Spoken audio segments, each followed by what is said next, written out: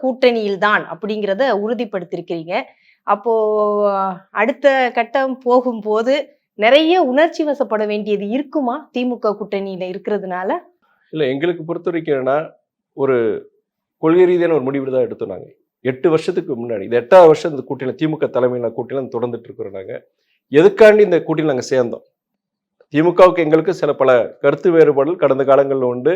கசப்பான சம்பவங்கள் உண்டு. அதை மறுக்கிறதுக்கே கிடையாது. ஆனா எந்த அடிப்படையில தலைவர் வைகோ வந்து இந்த கூட்டணியில நம்ம சேர்ந்திருக்கு பல இடங்களில் சொல்லியிருக்கிறார். அது கட்சிக்காரங்களுக்கு புரியும்.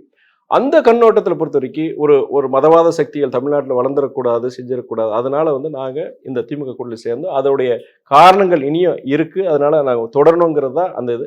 சமீபத்தில் கூட சில சில ஒரு ஒரு சில சில ஒரு ஒரு என்ன ஒரு என்ன எப்படி சொல்றதுன்னா டிசப்பாயின்மெண்ட்ஸ் இருக்கு. இருந்தாலுமே நம்ம கட்சிக்காரங்கள்ட்ட நானும் சரி தலைவர் சொன்னது என்ன காரணம்னா, இது வந்து நம்ம இந்த கூட்டணியில் நீடிச்சு நம்ம இருக்கணும். அதோடைய காரணங்கள் கிட்டத்தட்ட 8வது வருஷம் இந்த கூட்டணியில் தொடர்றோம். இதுல எந்த மாற்று கருத்து இருக்கக்கூடாது.